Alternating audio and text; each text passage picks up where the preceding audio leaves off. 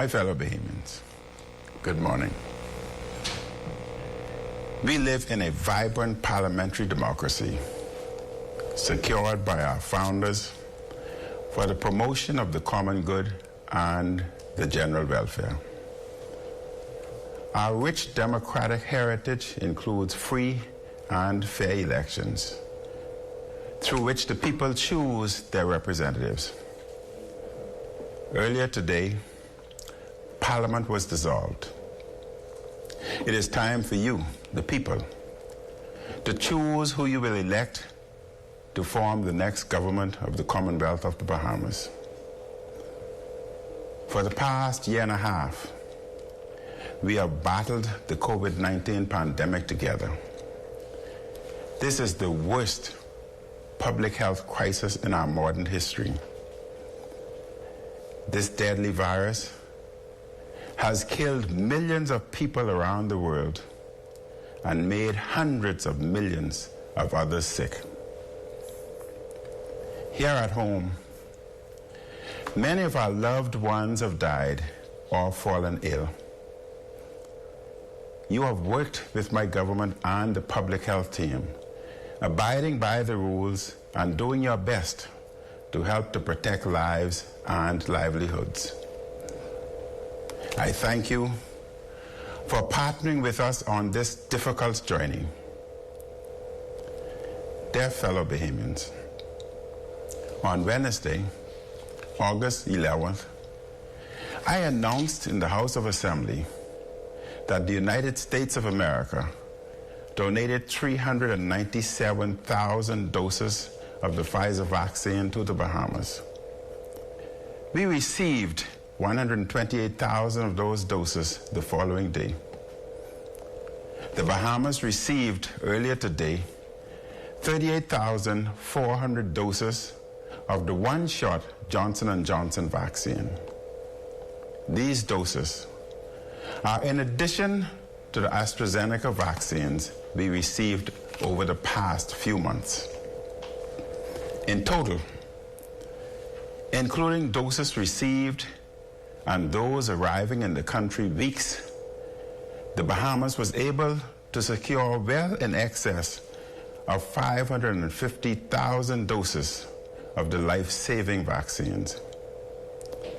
We can now vaccinate ourselves out of the emergency phase of the pandemic. This does not mean the pandemic will quickly go away. Indeed, the pandemic will continue for some time around the world with the risk of other variants. We will, for a time, still have to abide by common sense public health measures, such as wearing masks.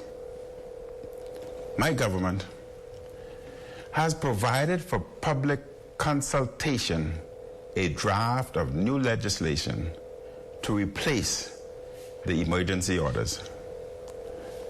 The emergency orders will end on Saturday, November 13th, 2021. Although there has been progress in securing vaccines, we still face challenging times in the short term due to the current surge in cases. Much of the world is battling increased cases due to the Delta variant. My government is spending more than $7 million on public health resources to help battle this wave. This includes creating more beds and spaces to treat those who are ill, as well as bringing more healthcare and medical personnel. My sympathies and prayers go out to all who have lost loved ones to this terrible virus. Let us all remember to keep abiding by the public health measures to definitively defeat this surge. Dr. Mercelin Dahl-Regis chairs our National COVID-19 Vaccine Consultative Committee. This past Sunday, August 15th, Dr. Dal Regis indicated that the country hoped to fully vaccinate 60,000 Bahamians over the next 6 weeks. I am encouraged by the high number of people coming forward to get vaccinated. With our new supply and you doing your part taking the shots, we are beginning the process to end the emergency phase of the pandemic. Our goal is for the Bahamas to be one of the most vaccinated small island developing countries in the world. Dear fellow Bahamians, as a result of our country reaching the goal of securing the vaccines we need, it is now time for the Bahamian people to choose who they want to lead them as we move towards vaccinating every Bahamian who wishes to be vaccinated. Your next government will have key decisions to make in enacting post-pandemic public health legislation. Your next government will have to make other key decisions to build on the robust economic growth started on our watch. Your next government will have to make important decisions on rebuilding and renewing a post-COVID-19 Bahamas. A new mandate is needed to ensure that a government is in place to do this difficult work over the long term as we are reaching a critical turning point in the pandemic. I have advised the Governor General to issue the writs of election, which will be held on Thursday, the 16th of September, 2021. We have a long tradition of peaceful elections. Let us continue that proud tradition. We must discuss the issues rigorously and peacefully, contrasting our various visions for the country. In our democratic tradition, the people rule. Your collective wisdom will decide our way forward. Your collective wisdom will decide our shared future. All political parties should conduct their campaigns in keeping with public health guidelines.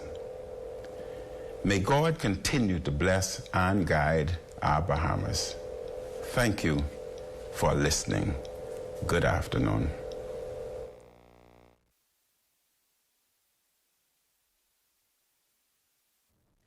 Well, good morning and welcome to our live broadcast here from ZNS News Network following the Prime Minister's national address just moments ago, during which he confirmed the date of the next general election. And for those of you who missed that 10-minute address, that's been set at September 16th. Now, joining me on this live broadcast is former F&M MP David Wallace. But before we turn to Mr. Wallace this morning, let's take note a few takeaways from that national address this morning. The Prime Minister led off in telling us that it's time to elect a new government. Who will form the new government, that is? Time to choose who will move the country forward.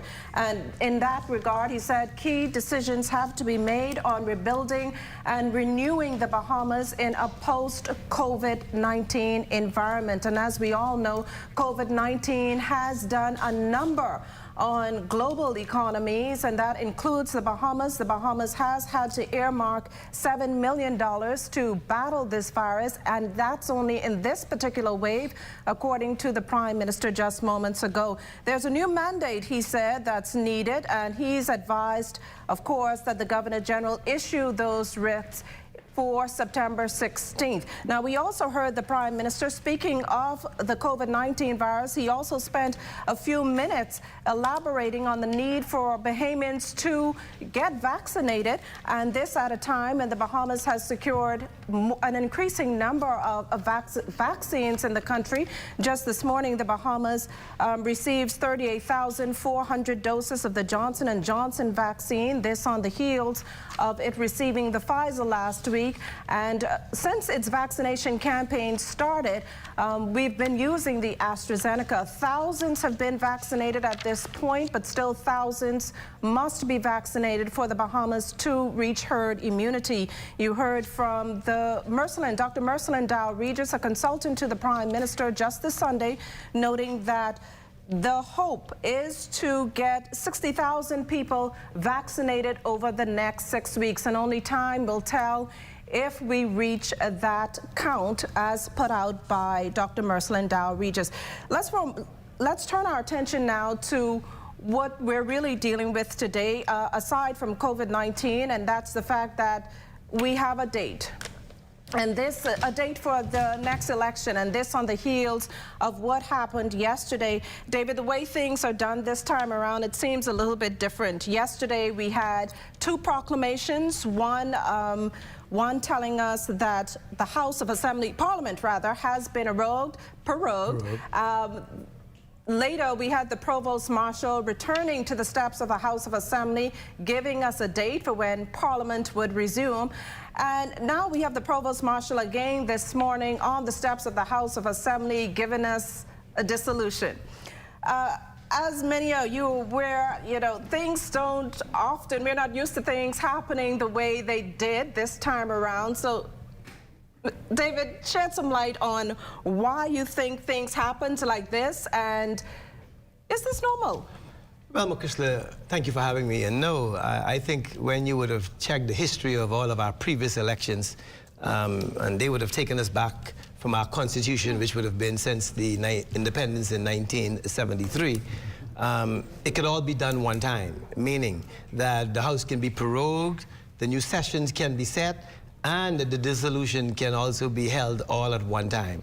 But the government, through the Constitution, has the choice to either do it one time or they can do it the way that they chose to. And they chose to do it where the proroguement and the next session was yesterday, and today it is the dissolution. There's also a next step, which is the issuance of the writ of election. And that is going to be done by the Governor General again. Now that the Prime Minister has indicated that date, which is Thursday, the 16th of September, the Governor General will now issue writs of election according to the Constitution. Now, there are a lot of terms being thrown out at people, and for first-time voters, you kind of get mixed up with the dissolution, the prorogation, the writs of elections. Dissolution, we had a clean agenda. Correct. I'm sorry, prorogation, you wiped away Correct. the agenda. Dissolution, now we have more or less nothing. What does this say? What does this actually say for members of Parliament? What does the dissolution mean for the members of Parliament as to what prorogued meant for them? Well, according to our Constitution, which is Article 49, upon the dissolution of Parliament, all of the members of Parliament seats are now vacant, which means the cabinet of the country will continue, with the Prime Minister serving as the Prime Minister and all of the ministers continuing their service to the government, bearing in mind that the government has to continue until the next elections are completed, when the new Prime Minister is sworn in or the sitting Prime Minister is re-sworn in, then a new government will be formed. And it starts off, according to the Constitution, with the Senate, which is in Article 39, and then the ministers will be sworn in, which all falls under Article 73 of the Constitution. Everything is up for grabs at this point, as they say. We're working with a small window, though. We have only a few weeks, and that, you know, some would call it a snap election. Some would say they've seen this coming. You know, the rumor mill was in overdrive from months ago, saying there would be an early election. That's a whole lot of work to get done within just a few weeks. Do you agree? The Constitution tells you, according to Article 67, that after the dissolution of Parliament, the Governor General shall issue writs of general election of members of the House of Assembly returnable within 90 days of the dissolution. So according to the Constitution, you cannot go beyond the 90 days period.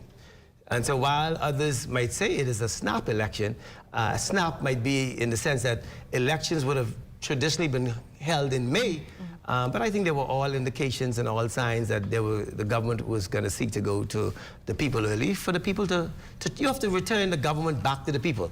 And now the people then have a choice to determine who they wish to govern them over the next 5 years.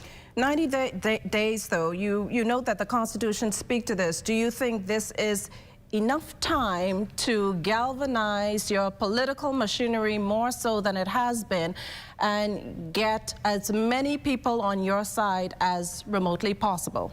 I think you're going to be challenged with the COVID protocols more or less from this general election than any elections that you've had before, bearing in mind that in the midst of this election, you have to continue the practicing of all of the social distancing, you have to continue the practicing of wearing the mask, and so I think the campaign teams have to devise other ways. Instead of probably knocking on doors, you will see more telephone campaigning of persons because persons have to continue to remember that COVID-19 is with us and it is real. And so the government could not go outside of the 90 days of the Constitution. You speak of COVID-19 protocols, which brings me to my next question. Do you think this will help or hurt any campaign? We're now in an environment where, like you noted, you can't go door to door. And even if you do, it's only in small numbers. Emergency protocols call for just 5 people campaigning, wearing masks, fully vaccinated.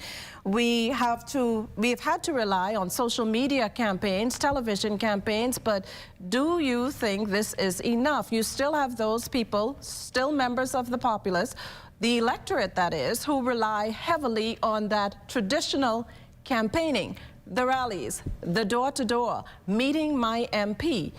How hard do you think it's going to be for any party at this point? It will be a challenge, no doubt. But more importantly, I think many persons would have been on the ground over the last 3 or 4 months. And so there would have been persons who would have already identified their headquarters, who would have had their headquarters already adorned, who was just waiting on the signal to say, this is the time to officially get them open and get started. And so while the 90 days might seem a bit short, I think the reality is that there were candidates who thought to offer themselves who would have been on the ground over 3 or 4 months ago. And so they would have the amount of time. I think one of the good things is, and the wisdom of the government, is being able to fix the register where you now have a permanent register. And so you didn't have the process where persons would have been going out in the night times trying to get persons register. And so now that you have the fixed register, the beautiful thing is persons would have automatically registered and we don't have to register no more. So as a race to registration now, I'm told that only those persons, according to the Parliamentary Registration Act, only those persons who would have registered up to yesterday would be eligible to vote in this upcoming elections. And so if persons seek to register today, then no, they will not be able to register, to vote. They can still register, but they will not be able to vote in this general election. The register would have, the official register for this election would have died yesterday. Speak to what the government is up against. So we're talking about COVID. It's had to deal with COVID 16 months in. There's a broken economy that, although tourism is rebounding, it's still not where it needs to be.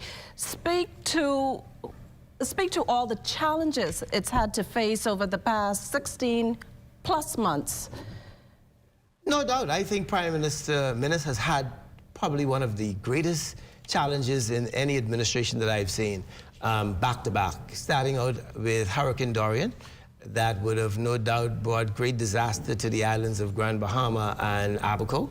and right after Dorian would have come COVID-19. But I think the voting populace is educated. They understand what challenges. They would have been right in the midst of these hurricane and the COVID-19. And while COVID-19 impacted our economy, it didn't only just impact the economy of the Bahamas, it was a worldwide shutdown. I never thought I would see the day, Ms. Pinder, when every airplane would have been sitting down, every cruise ship would have been packed up, every hotel would have been closed. And so the reality is that is what we as a country had to deal with. And so while no doubt the government has to find a balance about how do we balance the economy of trying to open up and the health issue of persons being open to this COVID virus. And now we are seeing great numbers in the hospital. I mean, doctors and Princess Margaret are bursting at the seams with the challenges. And so I know this will be a challenging election as it relates to COVID-19 and persons who have not yet fully recovered from Hurricane Dorian. What do you say to those who are trying to figure out, and you're looking, of course, from the outside in, but as a former FNM MP, as a former MP, period, what do you say may have been the strategy behind calling an election at this point as opposed to waiting until the traditional May period? I think it's a call the Prime Minister has to make. He probably would know some things that we don't know. If you know, most candidates probably would have wanted to go a little bit longer. But I think he's been preparing them and getting them ready for an early election. And so at the end of the day, the Constitution allows for it. I know he had called for a fixed date for an election during the campaign of the 2017. In order to fix a date for an election, you need a referendum.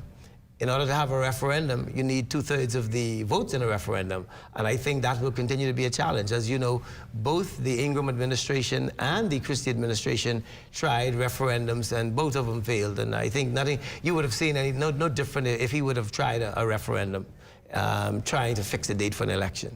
You speak of fixed dates. There's also the Free National Movement also made it a priority. Well, also spoke on the campaign trail to terms for Prime Minister. They also spoke to a marijuana legislation. What do you say to those people who were still waiting for these things to happen? Not the fixed date, because you just addressed that, but things like the marijuana legislation, where we had a committee. That committee submitted a report. And we felt things were moving, but no legislation.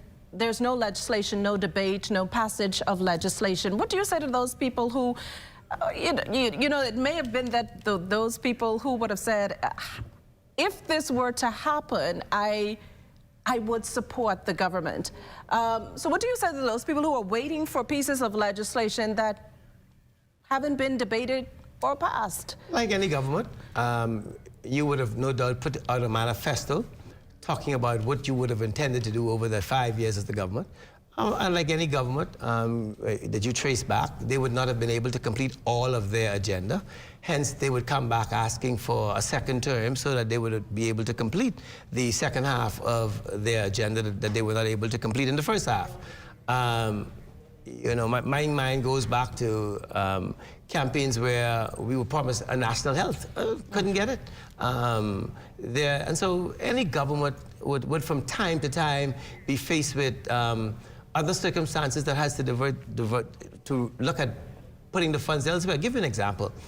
After Hurricane Dorian and the disaster in Grand Bahama alone, there were over 15 government buildings that needed to be repaired. I mean, a hospital and a Supreme Court building, you had schools, and so the focus then had to be shifted from whatever capital work the government would have sought to do in its budget to having to go back now and have to repair these because of a hurricane damage. And so, like anything else, I think the government will make its case to the people, and the people will, at the end of the day, determine whether I want to give you a chance or I want to give my chance to somebody else. And so the government has been returned to the people, and that is the beautiful thing about a democracy. You speak of return. What's the possibility of legislation like the one I mentioned being returned on a new agenda if the FNM were to be returned as a government? No doubt, and that is why they prorogued the Parliament to clear the agenda. And so in clearing the agenda, you have the opportunity when the session reconvenes that you could bring those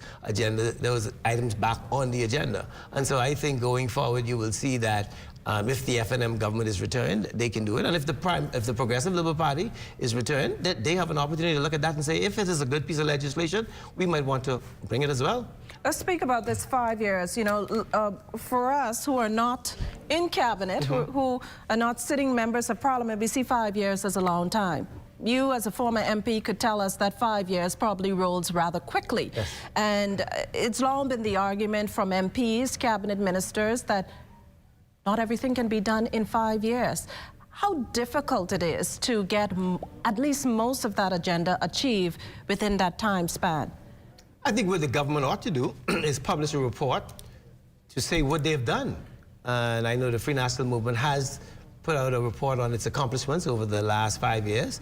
And so persons will have an opportunity to mark off the ones that they've done and the ones that they've not done. And so therefore, they could mark their report card, as I often say to persons at the end of 5 years. And yes, while 5 years might not be sufficient time, the reality is the only way you could change it is in a constitution and a referendum. And so the reality is, I think the 5 years is more than sufficient for persons to look at your performance to determine if this is the way I want to continue or if I want to try something else. And so you would see all of the elections over from 1968, other than the 67 election when Sir Lyndon thought to go early in 68 to get a clearer mandate, which he did. But there would have been the 72 elections where they campaigned on, if we win, we're going to go to independence, which they did. There would have been the 77 election of Sir Lyndon, the 82, and then the 92 of the Right Honourable Hubert Alexander Ingram, who saw 2 consecutive terms. And then in 2002, the Honourable Perry Gladstone Christie was elected. And then in 2007, the Honourable Hubert Ingram came back. And then in 2012, we saw the return of former Prime Minister Christie and 2017 Minnis. We've not seen a 2 consecutive term government over the last, I think, 20 or 25 years. And so this is going to be, no doubt, one of the challenges that the Minnis administration will have, is how do I connect with those persons after 5 years to give me a second term. Do you think we've moved away from, the Bahamas has moved away from this 2 consecutive governments type of thinking? History tells you over the last 25 years it has. It showed you a 25-year consecutive for Sir Lyndon. It showed you 10 years for former Prime Minister Ingram. And so only time will tell. At the end of the day, the power has been returned to the people, and the people could determine who they want to govern them. Any idea if the FNM has, I guess, achieved, if not all of the agenda it set out in 2017? It has not achieved all of it. I know they have published their manifesto of the accomplishments, but I'm quite sure there's been no administration, I think, in the last 25 years who would have written, and that would have started in 1992 with the Free National Movement. That is the first time a published document of a manifesto was given to the people, that if you elect me, this is going to be my contract with you. But even then, in his first administration, former Prime Minister Ingram was not able to, as successful as his government was not able to achieve all of its, or what he had written down in its first manifesto. Let's go back to new candidates. Do you think months on the ground is enough for a new candidate to connect with the people? And I'm talking particularly in the times we're living in now. They, you know, to go back to a point I made earlier, they seem to have it harder. In terms of connecting, they can't go door to door. They can't speak from a podium.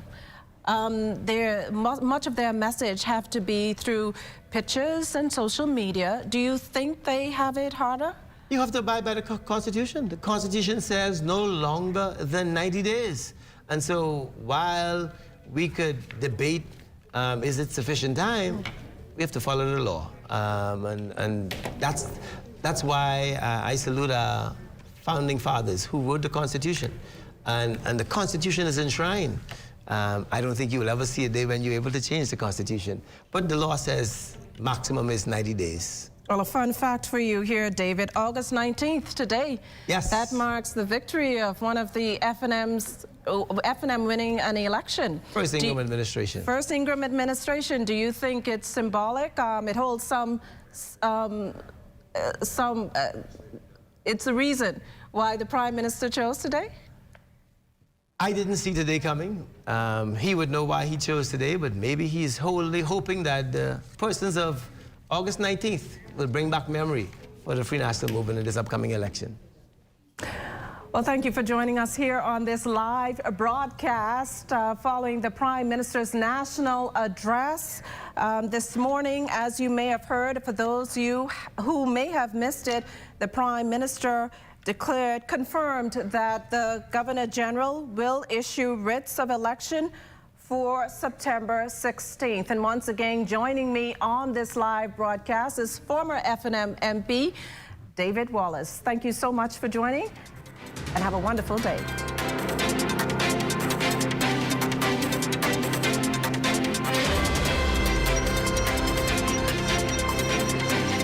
The Ministry of Health wishes to advise members of the public that prevention is key during this flu season.